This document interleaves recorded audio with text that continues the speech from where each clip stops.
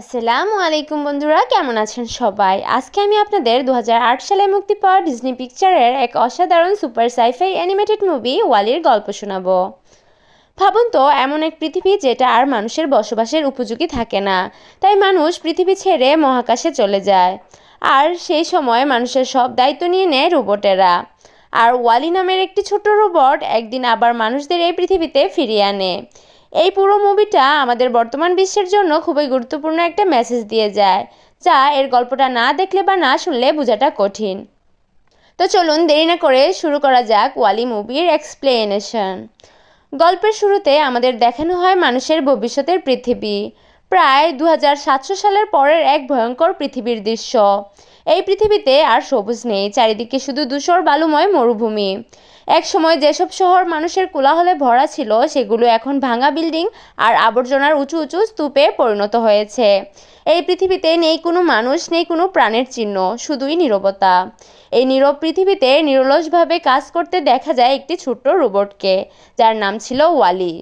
ওয়ালির পুরো নাম হলো ওয়েস্ট এলোকেশন লোড লিফটার আর্থ ক্লাস, অর্থাৎ পৃথিবীর জন্য আবর্জনা তোলা ও সরানোর রোবট। ওয়ালির একটাই কাজ ছিল ময়লা আবর্জনা উঠিয়ে কিউব করে তা সাজিয়ে রাখা। অতীতে মানুষ যখন পৃথিবীটাকে ময়লা আবর্জনা দিয়ে নষ্ট করে ফেলেছিল, তখন বাই অ্যান্ড লার্জ নামক এক কোম্পানি হাজার হাজার ওয়ালি নামক রোবট তৈরি করে ময়লা পরিষ্কার করার জন্য।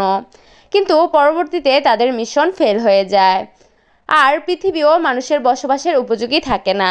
তাই মানুষ পৃথিবী ছেড়ে মহাকাশে এক্সিম নামের এক বিশাল স্পেসশিপ করে চলে যায়। বছরের পর বছর একে একে ময়লা পরিষ্কার করার অন্য সকল রোবট নষ্ট হয়ে গেলেও ওয়ালি নামক একটি রোবট এখনও কাজ চালিয়ে যাচ্ছিল।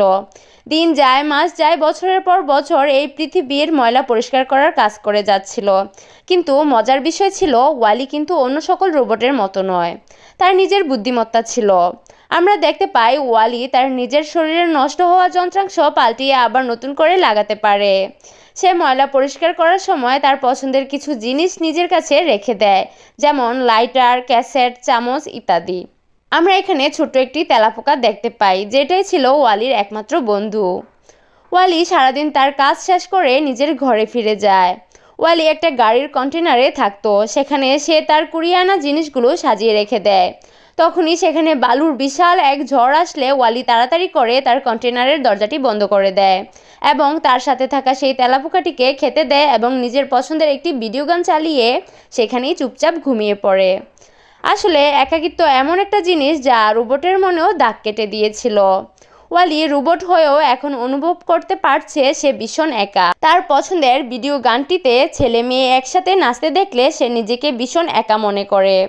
পরদিন সকালে ওয়ালি সৌরবিদ্যুতের মাধ্যমে নিজেকে চার্জ করে নেয়, আবারও প্রত্যেক দিনের মতো নিজের কাজে চলে যায়। সেখানে সে কাজ করতে করতে একটা ভাঙা ফ্রিজের ভেতরে একটি ছোট্ট সবুজ চারাগাছ দেখে। যদিও ওয়ালি এই চারাগাছের গুরুত্ব বুঝে না, তারপরও সে সেই চারাগাছটি একটি জুতোতে করে মাটিসহ নিজের সঙ্গে তার কন্টেনারে নিয়ে যায়। তখনই ওয়ালির নজর পড়ে একটি ছোট্ট আলোর দিকে, যার পিছু নিতে নিতে একটি জায়গায় চলে যায়, যেখানে হঠাৎ করে উপর থেকে একটি স্পেসশিপ নিচে আসে। ওয়ালি খুবই ভয় পেয়ে যায়। সেই স্পেসশিপটি থেকে একটি খুবই সুন্দর ও অত্যাধুনিক প্রযুক্তির একটা রোবট বের হয়। ওয়ালি সেই রোবটটিকে প্রথম দেখাতেই ভালোবেসে ফেলেছিল, কিন্তু সেই রোবটটি ছিল খুবই গম্ভীর, মানে রোবট যেরকম হয়। ওয়ালি সেই রোবটের পেছন পেছন লুকিয়ে লুকিয়ে দেখতে থাকে, কিন্তু সেই রোবটটি একটা মিশনে এসেছিল, সে শুধু সেটাকেই খুঁজে বেড়াচ্ছিল। কিছুক্ষণের মধ্যে রোবটটি সেখানে ভুল করে আগুন লাগিয়ে দেয়, যা দেখে দুজনেই সেখানে হতভম্ব হয়ে দাঁড়িয়ে থাকে। তখন একজন আরেকজনের সাথে পরিচিত হয়। সেই রোবটটির নাম ছিল ইভা। ইভা ওয়ালির নাম ও কাজ কি তা জিজ্ঞাসা করে। তখন ওয়ালি তার নাম ও কাজ দেখায়, কিন্তু ইভাকে তার কার্যনির্দেশনার কথা জিজ্ঞাসা করলে সে সেটা বলে না। এরই মধ্যে সেখানে বিশাল এক বালুর ঝড় আসলে ওয়ালি ইভাকে নিয়ে তার কন্টেনারে চলে আসে। সেখানে ওয়ালি ইভাকে নেচে গেয়ে দেখাচ্ছিল, কিন্তু ইভা এর কিছুই মানে বুঝছিল না। তখন ওয়ালি তার কাছে থাকা ছোট চারাগাছটি ইভাকে দেখায়, যা দেখে ইভা সেটাকে স্ক্যান করে এবং তার নিজের ভেতর সেটা রেখে দেয়। ইভা সেটা নিজের মধ্যে রেখেই একদম চুপচাপ নিস্তেজ হয়ে যায়। আসলে ইভা পৃথিবীতে গাছের সন্ধানে এসেছিল। পৃথিবী নষ্ট হয়ে গিয়েছিল প্রায় 700 বছরেরও বেশি সময় ধরে, যেখানে কোনো গাছপালাই ছিল না। তাই প্রতি বছর ইভার মতো কিছু রোবট নানান গ্রহে গিয়ে এই গাছ অর্থাৎ প্রাণের সন্ধান করত। ইভা নিস্তেজ হয়ে যাওয়ার পর ওয়ালি আবারও একা হয়ে পড়ে। ওয়ালি ইভাকে অনেক চেষ্টা করে জাগানোর, কিন্তু সে তো মাত্র একটি রোবট। ওয়ালি এর পরের দিন ইভাকে নিয়ে সূর্যের আলোয় রাখে, ভেবেছিল ইভার হয়তো চার্জ শেষ। আমরা দেখতে পাই ওয়ালি ইভাকে পেয়ে তার কাজ না করে সারাক্ষণ ইভার সাথেই থাকতো, যেখানে যেত ইভাকে সাথে নিয়ে যেত।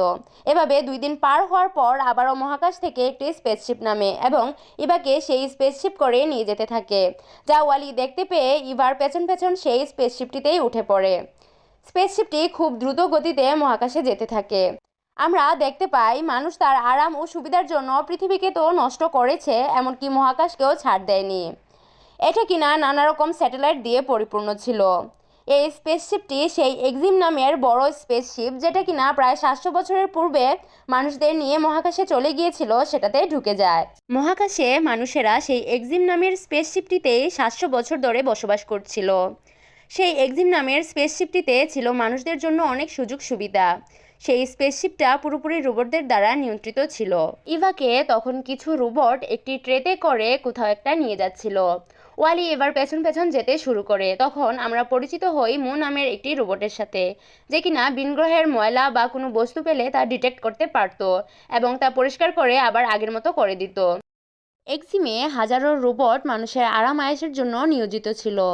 মানুষের যখন যা লাগতো বা প্রয়োজন হতো তখন ওই রোবটেরা তাদের কাজ করে দিত। এত আরাম আয়েশ পেয়ে মানুষেরা এতটাই অলস হয়ে গিয়েছিল যে তারা হাঁটতেই ভুলে গিয়েছিল।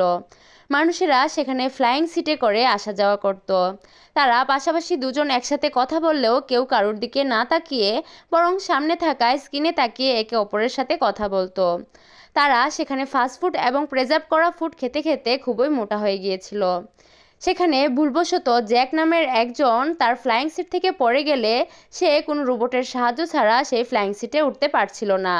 তখন ওয়ালি তাকে ফ্লাইং সিটে উঠতে সাহায্য করে এবং ইবার পিছু নিয়ে এক্সিমের ক্যাপ্টেনের রুমে চলে যায়। ক্যাপ্টেন তখনও ঘুমিয়েছিল। অটো পাইলট A113 রোবট তখন ক্যাপ্টেনকে জাগিয়ে তোলে এবং মনিটর রুমে নিয়ে আসে। তখন বাজে দুপুর 12:48। ক্যাপ্টেন তখন তাড়াতাড়ি করে এক্সিমের পরিবেশ বদলে রুদ্রোজ্জ্বল পরিবেশ তৈরি করে। ক্যাপ্টেনের নজর পড়ে তখন ইভার দিকে। সে বলে, এরকম রোবট তো এখনো পর্যন্ত আসেনি। তখন ইভাকে সচল করলে ইভা সম্পর্কে ক্যাপ্টেনের মনিটরে তথ্য আসতে থাকে। তখন ক্যাপ্টেন জানতে পারে আসলে তারা যেই এক্সিমে বসবাস করছে এটা তাদের আসল ঠিকানা নয়, পৃথিবী তাদের আসল ঠিকানা। ইভাকে সেই চারাগাছটি দিতে বললে ইভা তার চেম্বার খুলে দেখতে পায় তার চেম্বারে কোনো চারাগাছ নেই। তখন ক্যাপ্টেন বলে হয়তো কোনো যান্ত্রিক ত্রুটি হয়েছে এবং ইভাকে সারানোর জন্য নিয়ে যেতে বলে। তখন ক্যাপ্টেন ওয়ালিকে দেখে অবাক হয়ে যায়। ওয়ালি তখন এগিয়ে এসে ক্যাপ্টেনের সাথে হ্যান্ডশেক করে এবং ইভার পেছন পেছন চলে যায়। ওয়ালির হাত থেকে তখন ক্যাপ্টেনের হাতে কিছু বালুকণা চলে যায়। তখন ক্যাপ্টেন সেই বালুগুলোকে স্ক্যান করলে জানতে পারে এগুলো পৃথিবীর মাটি, যেটাই কিনা ছিল তার আসল ঠিকানা। মনিটরে তখন পৃথিবীর পানি, মানুষদের চলাফেরা, নাচ গান, খাবার দাবার এসব ভেসে ওঠে, যা দেখে ক্যাপ্টেন খুবই আনন্দিত হয়ে যায়। অন্যদিকে দেখা যায় ইভাকে সারানোর জন্য রোবটদের একটি কক্ষে নিয়ে যায়। সেখানে আরও অনেক নষ্ট এবং কন্ট্রোলহীন রোবট ছিল। ওয়ালি সেখানে গেলে যখন ইভাকে অন্য একটি রুমে নিয়ে যেতে দেখে এবং সেই রুমের দরজা না খুলতে পেয়ে ওয়ালি তার লেজার লাইট দিয়ে সেই দরজাটিকে ভেঙে ফেলে, যার ফলে সেখানে শর্ট সার্কিট হয় এবং অন্য সকল নষ্ট এবং কন্ট্রোলহীন রোবটগুলো বাইরে বেরিয়ে চলে আসে। তখন সকলের মনিটরে একটাই খবর দেখাচ্ছিল যে ওয়ালি, ইভা এবং অন্য সকল কন্ট্রোলহীন রোবট ধরতে হবে এবং তাদের কাছ থেকে সাবধান থাকতে হবে। যা দেখে ইভা ওয়ালিকে নিয়ে লুকিয়ে ছোট চেম্বারের মতো স্পেসশিপগুলোতে নিয়ে যায় এবং সেখানে একটিতে বসে ওয়ালিকে পৃথিবীতে চলে যেতে বলে। কিন্তু ওয়ালি ইভাকে ছাড়া কোথাও যাবে না। তখন GO4 নামের একটি রোবট সেই ছোট্ট চারাগাছটিকে নিয়ে একটি চেম্বারে ঢুকে এবং সেই চারাগাছটিকে সেখানে রেখে চলে যায়। GO4 অন্য সকল রোবটের কার্যকারিতা কন্ট্রোল করতে পারত। চারাগাছটিকে দেখে ওয়ালি তখনই সেই চেম্বারে ঢুকে গাছটিকে হাতে নেয়। গাছটি হাতে নিতে নিতেই চেম্বারটি বন্ধ হয়ে এক্সিম নামের স্পেসশিপটি থেকে আলাদা হয়ে মহাকাশে চলে যায়, যা দেখে ইভাও এক্সিমের বাইরে ওয়ালিকে বাঁচাতে যায়। তখন তাদের মধ্যে সুন্দর এবং মিষ্টি একটি মুহূর্ত দেখতে পায়। ওয়ালি চারাগাছটিকে খুব যত্নে আগলে রেখেছিল, যা দেখে ইভা খুবই খুশি হয়ে যায় এবং ওয়ালিকে জড়িয়ে ধরে। তখন ইভা এবং ওয়ালি এক্সিমের ভিতরে প্রবেশ করে এবং ওয়ালিকে সেখানে লুকিয়ে রেখে ইভা ক্যাপ্টেনের রুমে ঢুকে পড়ে এবং সেই চারাগাছটি ক্যাপ্টেনের হাতে দেয়। ক্যাপ্টেন সেই চারাগাছটি দেখতে পেয়ে তা সম্পর্কে জানতে চাইলে মনিটর তখন বলতে থাকে, পৃথিবীতে যেহেতু চারাগাছ জন্ম নিয়েছে, তার মানে পৃথিবী এখন বসবাসের উপযোগী। এই চারাগাছটি একটি হলো ডিটেক্টরে রেখে দিলে এক্সিমটি পৃথিবীতে চলে যাবে। তখন অটো পাইলট A113 চারাগাছটিকে তার কাছে দিয়ে দিতে বলে এবং বলতে থাকে পৃথিবীতে যাওয়া যাবে না।